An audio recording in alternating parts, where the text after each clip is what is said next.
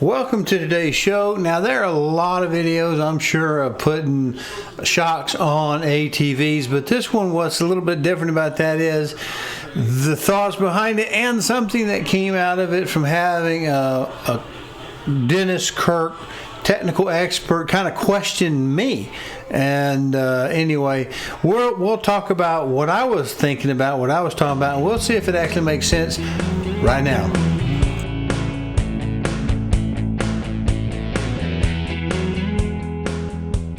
Well, here we have our shocks have come in, and I'm not doing an endorsement for this company, but you know, these are just look like the better of the two options I could find. There was some stuff on Amazon, but the Amazon type stuff didn't have real good reviews, and you know, I'd really rather not pay half price and get half quality is get something that's a little bit better. Now, got these in particular because I wanted something that was adjustable, and see these two lock nuts and how this end is threaded, goes up. So I wanted some adjustability to make the front end stiffer, but I don't want to get it too stiff because then we get to the point where it just wants to teeter on three wheels, you know, back and forth, rather than keeping the two front wheels on the ground. But at the same time, I do a lot of lifting.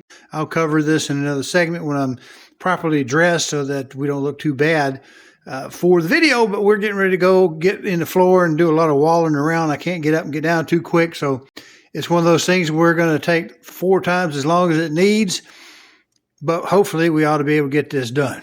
Well, we've got this in place. They're installed.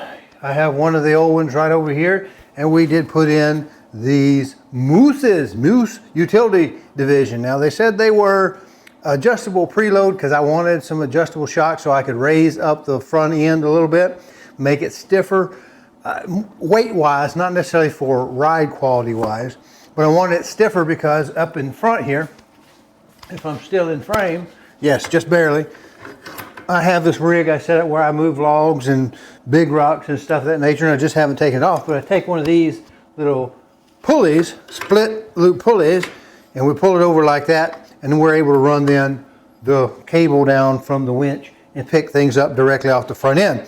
Well, that makes it where it wants to squat the front end. Well, now I did change the preload by about an inch, you know, by about a finger, set the first one up, just guessing, put it over on the wood steps and match the other one to it before I put them on. But this is awfully stiff. And again, I can pick up a lot more weight on the front end of this without it really squatting all the way to the bottom. Now, the bottom of this vehicle is beat all to pieces because through the years where we hunt up on hills and a lot of paralithic limestone, we would drag terribly. If you have certain spots you would hit, you know, it'd rut out a little bit more. And if you killed a big deer, not saying I killed a big deer a lot of times, but if you did, when you lay them up on the back, it would squat the back because the back is very loose. Look at this. I don't know if that shows up, but that is super light back there. And now I'm wanting to put some in the back as well because it's a hardtail. This particular quad is a hardtail, so there is no independent floating anyway. So if I could just put some more spring back there, I should be able to stiffen the back up, which is not that big a deal, but it does help when I'm carrying like some oak off the top of the hill there or whatever. I doubt I'm going to kill another big deer, but if I did, it just helps with the weight and the rock and the stuff like that, not to squat the back end so bad because you lose your height. Now, again, I've not used Mooses, but I wanted one that was available for this bike that was adjustable, and there was a cheaper version around, so I called Dennis Kirk. Now, I haven't called Dennis Kirk since about I have one of my 1970 some odd Suzuki GT bikes, and I bought some parts through there. I may have got some for the 99 over here, Suzuki, this one. Don't really remember, it's just been a while, so I called Dennis Kirk, name I'm familiar with. Ask about adjustable shocks. Do they have anything between the expensive Moose and these twice the price, what it looks like you can buy on Amazon, to be quite honest, look like the same Asian, Chinese shock, you know, for half price on whatever. So I talked to the lady, she couldn't tell me, I couldn't see from a picture. One said it was adjustable, but is it just like this little quarter notch thing that we see typical on motorcycles? Couldn't tell. She sent me to tech, and I told him I wanted to raise the front end, and the Dennis Kirk expert explained to me that, well, changing the preload wouldn't change the height of the bike. And you know me, if you watch my show, sometimes I don't really have a good filter. It's a confession, and I'm sorry. I'm trying to do better. But it took all my Jesus not to ask him, did he have any idea what he was talking about? I did ask him, I said, do you not know how a spring works? Springs have a linear constant, whether it's a coil spring, a leaf spring, or a torsion spring. They have whatever you preload it, that puts some force in it, will lift it up. So that's why this bike is so much higher now. It's jacked pretty high up from where it was. In fact, it actually runs uphill. In a few minutes, I'm going to take maybe a quarter inch or half an inch out of it. I still want the stiffness for lifting logs and rocks and whatever. And I do want to have it so that if I'm coming off a hill, I'm not banging the bottom of the bike when it's loaded down. So I may just leave it there and just feel froggy till a warmer day. But yeah, if you change the spring pressure on a strut or a thing, shock like this, it's gonna raise it a little bit, which is why I went ahead and went with the Moose. But I didn't go with Dennis Kirk because I don't like being insulted. I don't like having my intelligence insulted.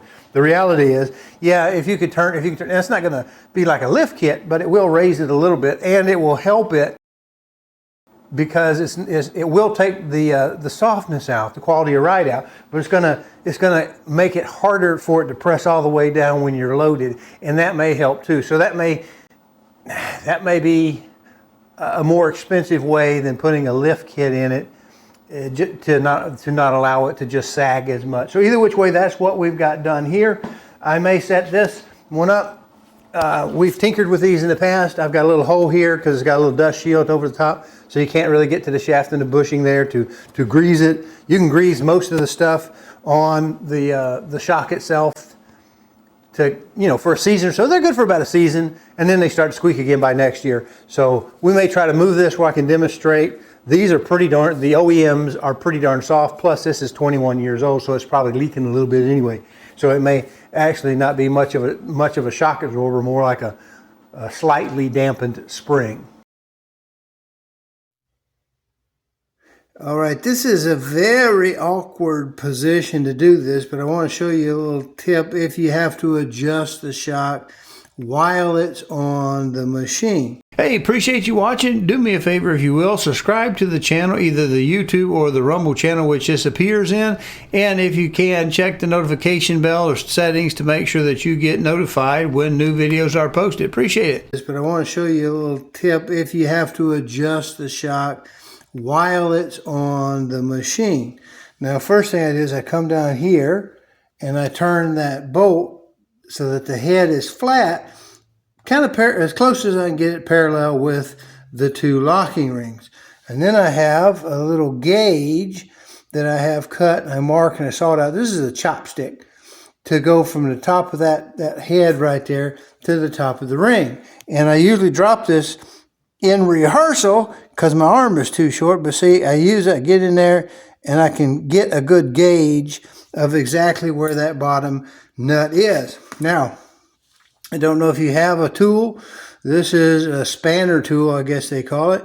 This actually fits one of the gun building equipment that I have, and it just happens to be exactly the right size for one of these little rings up here. And I'm looking through the monitor of the camera trying to do this, but you can see, boom, there it is. See, it locks in there. Then you can take a screwdriver and a little hammer and tap the ring around. You hold whichever one you want to hold. I'd hold the bottom one and tap the top one around, but that's how I can get them adjusting, get them so they, maybe you just want to take a little bit off like I had. It was a little bit stiff. I did take it up about a finger joint's worth up, maybe an inch or so, 3/4 to an inch or so. They were both uniform, but they were awfully stiff. And I do want them stiff for the load height, but that's what we got.